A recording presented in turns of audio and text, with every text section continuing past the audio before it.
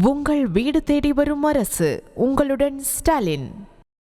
ஆனால் ஒரு கிட்னியாக விட்டு எல்லாம் கடன் கட்டிடலான்னு நினச்சேன். அவங்களுக்கு பேசிட்டு இருக்கும்போது கிட்னி எதுக்காக கொடுத்தோன்னா ஃபைனான்ஸ் பிரச்சனை தாங்க முடியலைங்க. அதே மாதிரி பத்திர பாக்கி இருந்தது. நம்ம 5000 ரூபா வாங்குகிறோம் அப்படின்னா ஒரு ஃபைனான்ஸில் 250 ரூபா வட்டி. 5000 ரூபாய்க்கு இப்போ இந்த வாரம் கட்டலை அப்படின்னா 250 ரூபா வட்டி கொடுத்தே ஆகும். இந்த மாதிரி டீ கடையில் உட்காந்து பேசிகிட்டு இருந்தோம். இந்த மாதிரி எனக்கு எல்லாம் கேட்டேன், பசங்கள்லாம் கேட்டாங்க, ஏன்டா சோகமாக இருக்குதுன்னு கேட்டாங்க. இந்த மாதிரி தான் எல்லாம் ஃபைனான்ஸ் பிரச்சனை, எல்லாம் பத்திர பாக்கியெல்லாம் இருக்குது, சரியாக கூலி ஆக மாட்டேங்குது அப்படின்னு சொல்லி பேசிகிட்டு இருந்தோம். சரி என்னெல்லாம் பண்ணாங்கன்னா ஒரு கிட்னியாக விட்டு எல்லாம் கடன் கட்டிடலான்னு நினச்சேன். அவங்களும் பேசிகிட்டு இருக்கும்போது பக்கத்தில் அவங்க சொன்னாங்க. சரி அப்படியே கொடுக்குற மாதிரி இருந்தால் சொல்லிட்டு வந்து இந்த மாதிரி எனக்கு ஒரு ஹாஸ்பிட்டல் இருக்குது, நான் ஜாயின் பண்ணிடுறேன் அப்படின்னு சத்தமாக பேசுகிறேன். அதனால் அந்த ஹாஸ்பிட்டலுக்கு போன உடனே எந்த ஹாஸ்பிட்டல் போனீங்க? இது பெரம்பலூர் தனலட்சுமி சீனிவாசா போன உடனே அப்புறம் எங்கள் பேஷண்ட் அங்கே வந்தாங்க. வந்த உடனே அப்புறம் என்னை கூப்பிட்டாங்க. கூப்பிட்டு நான் போனேன். இந்த மாதிரி எனக்கு தான் வேணும்ப்பா, நான் தான் சொல்லியிருந்தேன் அப்படின்னாங்க. நான் டைரெக்டாக அவனை போய் பார்த்துட்டு சரிங்க அப்படின்னு சொல்லி நாங்கள் ட்ரீட்மெண்ட் போனோம். இப்போ அந்த ட்ரீட்மெண்ட் போகும்போது ஆதார் கார்டு ஏதாவது சேஞ்ச் பண்ணாங்களா?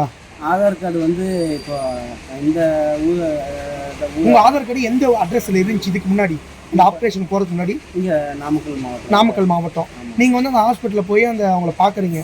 பார்த்தோன்னே அவங்கள்ட்ட ஆதார் கார்டு கொடுத்தீங்களா? கொடுத்தேன், ஆதார் கார்டு கொடுத்தேன். சரி, கொடுத்தோடனே அந்த அட்ரஸ் எப்படி இருந்துச்சு? பள்ளிப்பாளையம் நாமக்கல் மாவட்டம் தான் போட்டிருந்தேன். நான் கொடுக்கும்போது அவங்க கொண்டு கொடுக்கும்போது நான் இதில் பார்த்தீங்க. அது அவங்க திருப்பி அந்த கவுன்சிலிங்கில் ஆதார் கார்டு அவங்களே கொண்டு போய் இது பண்ணி இதெல்லாம் உள்ளே வச்சாங்க.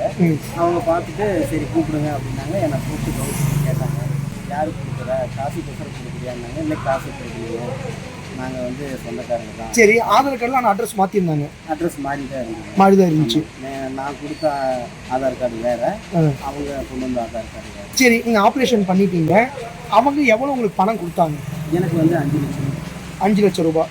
அது எங்கே வச்சு ஹாஸ்பிட்டல் வச்சு கொடுத்தாங்க? ஆமாங்க, ஹாஸ்பிட்டல். எந்த ஹாஸ்பிட்டலில்? தனலட்சுமி சீனிவாசன். எங்கே வச்சு கொடுத்தாங்க? அங்கே மேலே ரூம்னா தனி ரூமு? ஆமாம், தனி ரூம். அங்கே சாப்பாடு ரூமு எல்லாமே ஒரு நாளைக்கு 1000 ரூபாய். அந்த ரூமில் வச்சு உங்களுக்கு எவ்வளோ கொடுத்தாங்க பணம்? 5 லட்சம். 5 லட்ச ரூபா உங்களுக்கு பணத்தை கொடுத்தாங்க. ஓ சரி, அதுக்கப்புறம் அந்த ஆதார் கார்டு ஏதாவது திருப்பி கேட்டீங்க? அங்கே புரோக்கர்ஸ் எதாவது இருக்காங்களா? புரோக்கர் அதாங்க, நான் இங்கேயும் யாரும் வரமாட்டாங்க. ஒருத்தர் சொன்னதோடு சரி, இந்த மாதிரி அங்கே ஹாஸ்பிட்டலுக்கு போகணும்னு சொன்னதோடு சரி, அங்கே போயும் அவங்க நான் அங்கே உட்காந்துட்டு இருந்தேன். கரெக்டாக அவங்க வந்தாங்க. வந்தோடனே இந்த மாதிரி சிவப்பு கலர் சட்டை போட்டுருப்பாருன்னு சொல்லி அவங்களே இங்கேருந்து அப்புறம் இந்த கலர் சட்டை போட்டுருப்பாங்க அப்படின்னாங்க. சரி, ஒரு ஆதார் கார்டு சேஞ்ச் பண்ணி மாற்றி கொடுக்குறது தப்பு தானே? ஆமாங்க, அது எனக்கு தெரியலைங்கண்ணா. அவங்க ஆதார் கார்டு மாற்றுவாங்கன்னு எனக்கு தெரியாது. இந்த ஊர்லேருந்து அடுத்த ஊருக்கு போடுவாங்கன்னு எனக்கு தெரியாது. நான் டாக்டர் கேட்பாங்க, இந்த மாதிரி ஆதார் கார்டு டாக்டர் எல்லாம் ஃபுல்லாக கேட்பாங்க அப்படின்னு சொன்னதுனால எடுத்து கொடுத்தேன். அவங்க மாற்றுவாங்கன்னு எனக்கு தெரியும். ஓ சரி, நீங்கள் எதுக்காக கொடுத்தீங்க கிட்னி? கிட்னி எதுக்காக கொடுத்தோன்னா ஃபைனான்ஸ் பிரச்சனை தாங்க முடியலைங்க. அதே மாதிரி பத்திர பாக்கி இருந்தது.